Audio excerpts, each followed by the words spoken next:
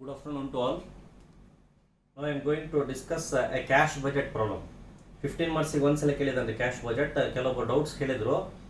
Cash budget 15 marks ಕೇಳಿದ್ರೆ ಹೆಂಗೆ ಮಾಡಬೇಕು ಅಂತ ನಾವು 5 ಮಾರ್ಕ್ಸ್ ಸಾಲ್ವ್ ಮಾಡಿದ್ದೀವಿ.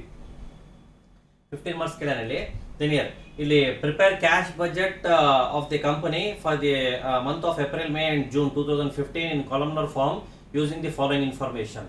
linear ಇಲ್ಲಿ 2000 ಯಾವ್ದ್ರಿ 16 ಪೇಪರ್ ನೋಡ್ರಿ, 2016 ಪೇಪರ್ ರೈಟ್. ಕ್ವಶನ್ ನಂಬರ್ ಯಾವುದು 21. Question number 21 linear cash budget.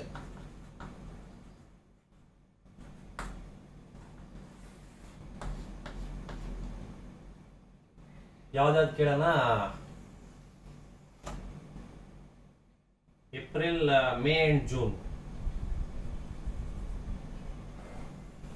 April May next June. April, May and June. This is April, May, June. Opening cash balance already discuss ಮಾಡಿದೆವು ನಾವು. Particulars opening cash balance. Opening cash balance ಎಷ್ಟಿದೆ? Opening cash balance ಕೊಟ್ಟಿರ್ತಾವ ನೋಡಿ 15/1/4/2015 15,000 ರೂಪಾಯಿ ಅಂತ ಕೊಟ್ಟಾನ. ಯಾವ್ದಕ್ಕೆ related ರೀ? ಏಪ್ರಿಲ್ಗೆ related. May and June ನಿಲ್ ಮಾಡಬಾರ್ದು, ಯಾಕಂದ್ರೆ ಏಪ್ರಿಲ್ ಕ್ಲೋಸಿಂಗ್ ಮೇಗೆ ಓಪನಿಂಗ್ ಆಗ್ತದೆ ರೀ. Then receipts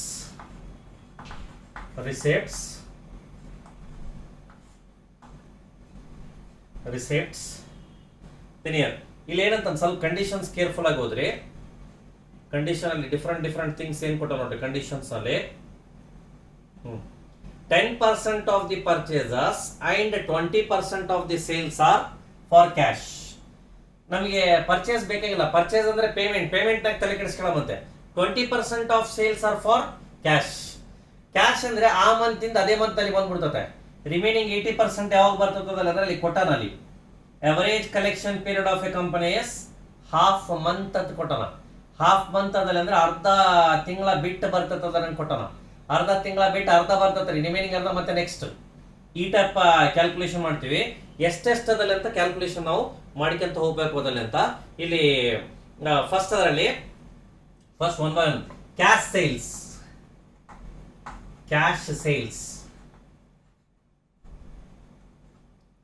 20%. Cash sales 20%. Next collection from debtors ರೀ. Next collection from debtors. Cash sales 20%. ಈಗ 20% ಅಂದ್ರೆ ನೋಡಿ ಯಾವ ಮಂತ್ ನಲ್ಲಿ ಸೇಲ್ ಆಗಿದೆ? ಮಾರ್ಚ್ ಇಂದು 90,000 ಇದೆ. 90,000 ಗೆ 20%. 90,000 ಗೆ 20% ಮಾಡಿದ್ರೆ 18,000 ಮಾರ್ಚ್ ನಲ್ಲೇ, ಅಂದ್ರೆ ಸಾರಿ ಮಾರ್ಚ್ ಇಂದಲ್ಲ ಏಪ್ರಿಲ್ ಇಂದು 18,000 ಅದೇ ಮಂತ್ ಅಲ್ಲಿ ಬಂದ್ಬಿಡ್ತದೆ. ದೆನ್ ಮೇ 85,000 ಇದೆ. 85,000 ಇಂಟು 20% 17,000. ನೆಕ್ಸ್ಟ್ ಅದಾದ್ಮೇಲೆ ಜೂನ್ ಅಲ್ಲಿ 80,000 ಗೆ 20% ಅದಲ್ಲಿ ಅಂದ್ರೆ 16,000 ಬಂದ್ಬಿಡ್ತದೆ ಇಮಿಡಿಯೇಟ್. ಈಗ remaining collection from debtors April ಇಂದ 20% ಬಂದಿದೆ ಅಂದ್ರೆ ಮೇ ನಲ್ಲಿ 80 ಬರಬೇಕು. ಬಟ್ ಅಲ್ಲಿ 1 ಮಂತ್ ಅಂತ ಕೊಟ್ಟಿಲ್ಲ. 1 ಮಂತ್ ಅಂತ ಕೊಟ್ರೆ ಕಿರಿಕಿರಿತಿದ್ದಿಲ್ಲ. ಬಟ್ ಏನಂದ್ರೆ ಹಾಫ್ ಮಂತ್ ಅದರ ಕೊಟ್ಟನ. ಹಾಫ್ ಮಂತ್ ಅಂದ್ರೆ ಒಂದು ವರ್ಕಿಂಗ್ ನೋಟ್ ಮಾಡೋದು. ಇದು ಒಂದು ಪೇಜ್ ಬಿಟ್ಟು calculation of collection from ಡೆಟಾರ್ಸ್.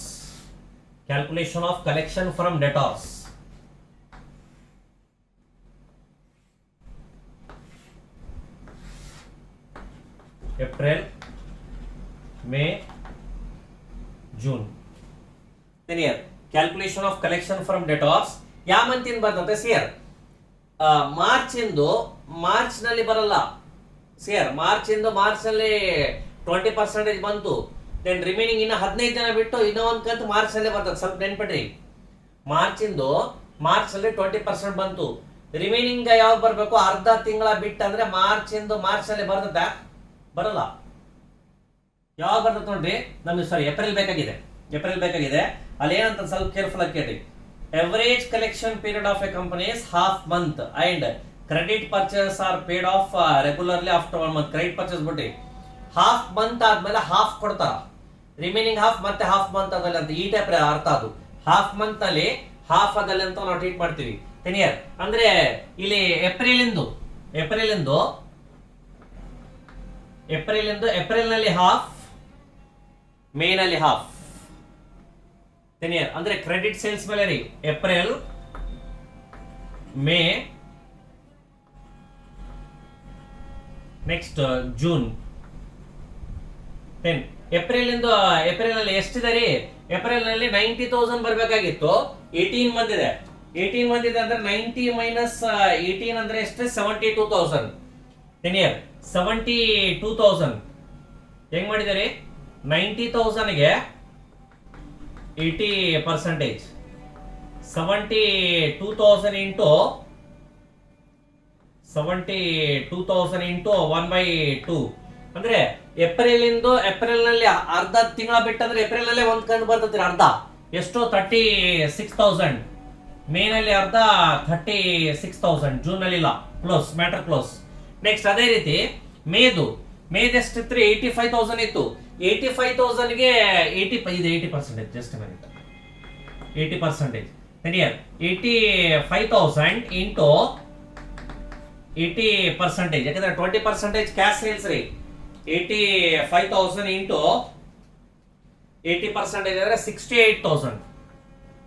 68,000 into 1/2.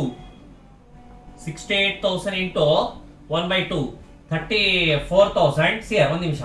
May ನಲ್ಲಿ ಹಾಫ್ 34,000, ಜೂನ್ ನಲ್ಲಿ ಹಾಫ್ 34,000. 15 ದಿನ ಬಿಟ್ಟು.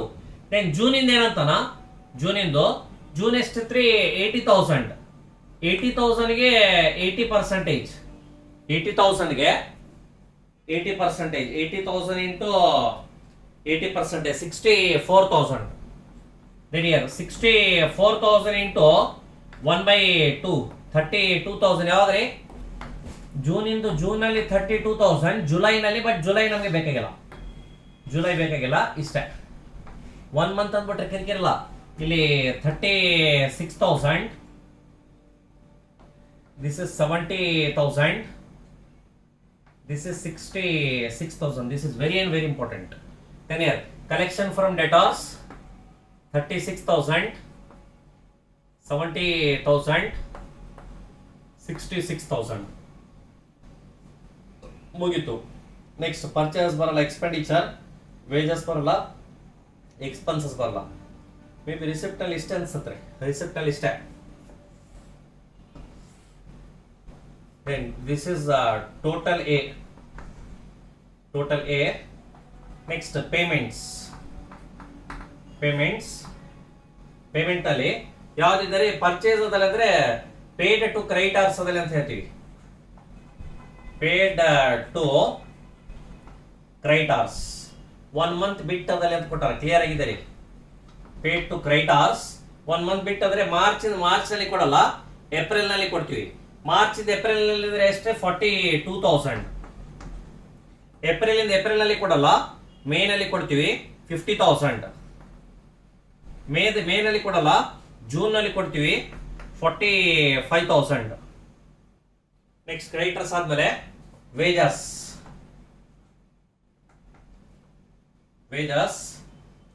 ಎಷ್ಟೆಷ್ಟಿದೆ ರೀ ವೇಜಸ್ ನಲ್ಲಿ? ಎಷ್ಟೆಷ್ಟಿದೆ ನೋಡ್ರಿ. paid half monthly and rent 500 is included in expenses and is paid monthly. Rent monthly antari and remaining expenditure also paid monthly adalli kotana. Illi wages half adalindre ಅದೇ type half calculation ಮಾಡಬೇಕು.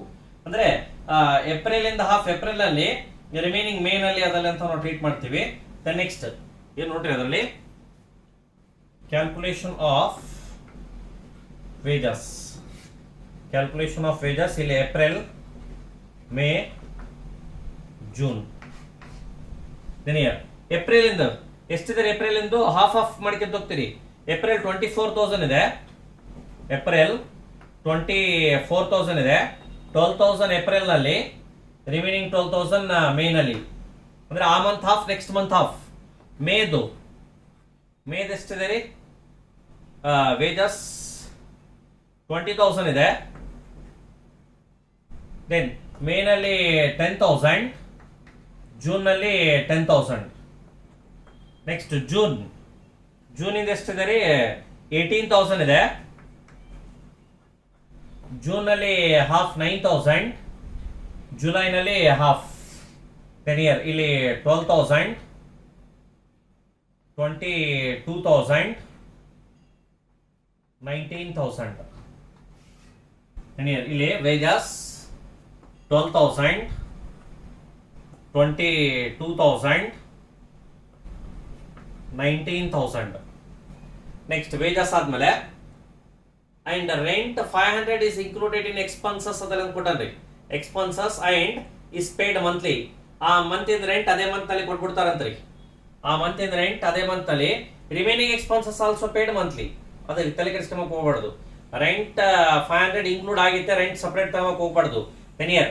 ಇಲ್ಲಿ expenses monthly ಇದ್ದಾರೆ. ಯಾವ month ಇಂದ ಅದೇ month ಅಲ್ಲಿ 7,000, 6,000, 5,000.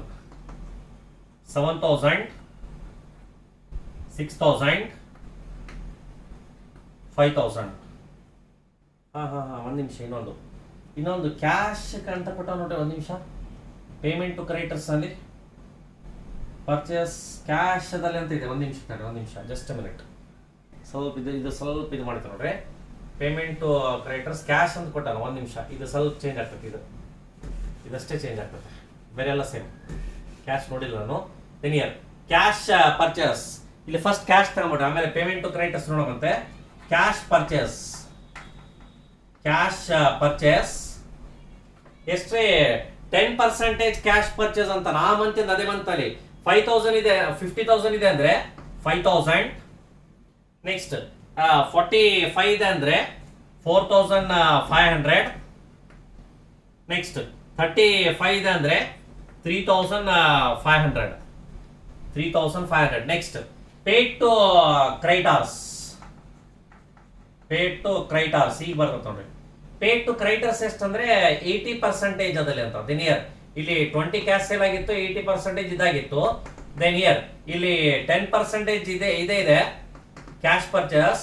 90% ಅಂದ್ರೆ credit ಅದಲ್ಲಿ ಅಂತ ನಾವು ಟ್ರೀಟ್ ಮಾಡ್ತೀವಿ. ಎಲ್ಲಿ ಅಂತಂದ್ರಿ? ವೇಜಸ್ ಆರ್ ಪೇಡ್ ಇದಾಯ್ತು, expenses are paid monthly. Remaining purchase ಅಲ್ಲಿ ಅಂತಾನ 1 ಮಂತ್ ಬಿಟ್ಟು ಅದಲ್ಲಿ ಅಂತ ಕೊಟ್ಟಾನ. 1 ಮಂತ್ ಬಿಟ್ಟು ಅದಲ್ಲಿ ಅಂದ್ರೆ ಸಿಯರ್ ಮಾರ್ಚ್ ಎಂದು ಸ್ವಲ್ಪ ಕೇಳ್ರಿ. ಮಾರ್ಚ್ ಎಂದು ಎಷ್ಟಿದೆ? ಮಾರ್ಚ್ ಎಂದು 42,000 ಇದೆ. 10% ಮಾರ್ಚ್ ಅಲ್ಲಿ ಬಂದ್ಬಿಡ್ತತ್ರಿ. 10% ಮಾರ್ಚ್ ಅಲ್ಲಿ. ನಿಮ್ಗೆ ಕನ್ಫ್ಯೂಷನ್ ಆದ್ರೆ ಕ್ಯಾಲ್ಕುಲೇಷನ್ ಮಾಡೋಣ. ಕನ್ಫ್ಯೂಷನ್ ಆದ್ರೆ ಬೇಡ. ಕನ್ಫ್ಯೂಷನ್ ಆದ್ರೆ separate calculation of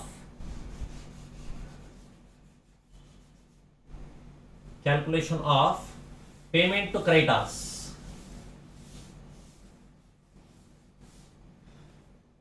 Calculation of payment to creditors. Next ಈಗ ಮಾರ್ಚ್ ನಲ್ಲಿ 10%, ರಿಮೈನಿಂಗ್ ಏನಂದ್ರೆ 1 ಮಂತ್ ಬಿಟ್ಟು ಏಪ್ರಿಲ್ ನಲ್ಲಿ.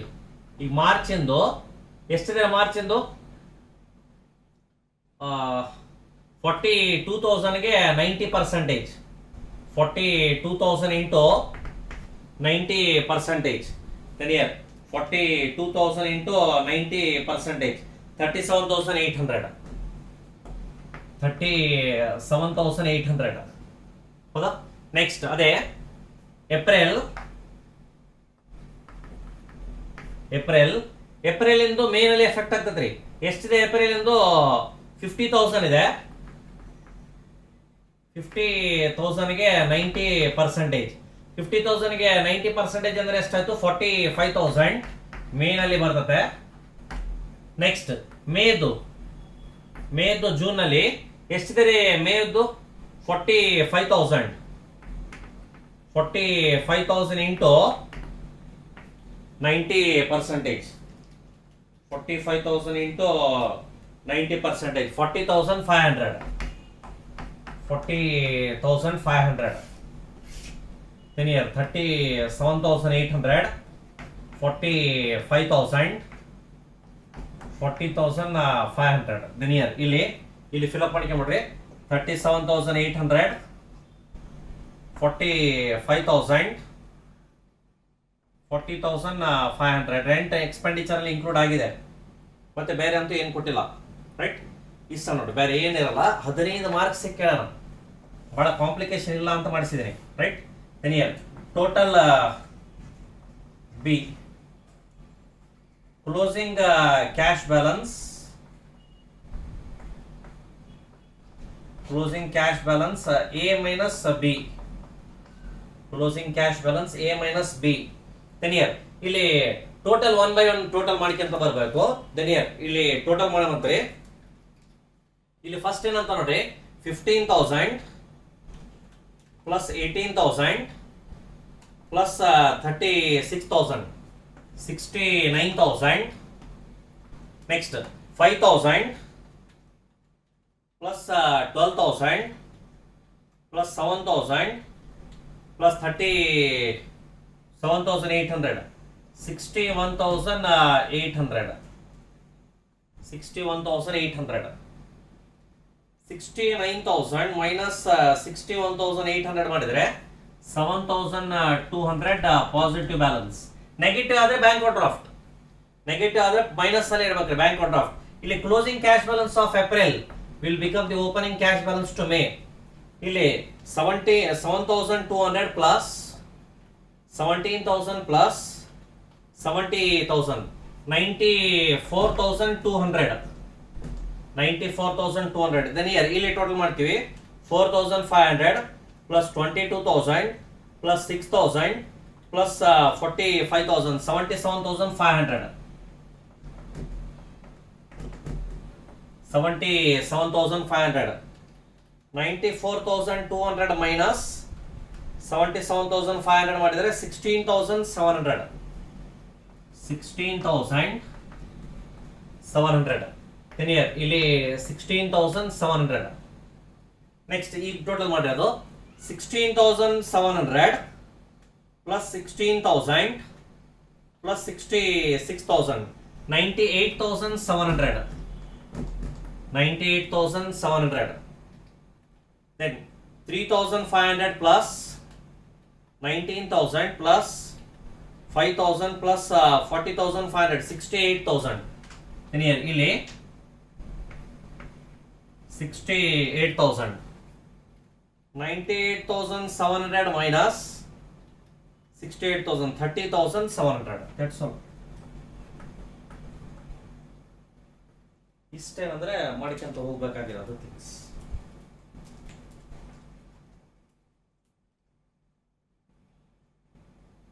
Right? ಇಷ್ಟಂತ ರಿಮೈನಿಂಗ್ ಥಿಂಗ್ಸ್ ಇರಲ್ಲ. Wish you all the best for exam. Do well in the exam, don't get confuse. ಅದಕ್ಕೆ ಆ type ಮಾಡಿದ್ರೆ ಭಾಳ ಒಳ್ಳೆಯದಲ್ಲ ಅಂತ. Right, all the best for exams. Thank you.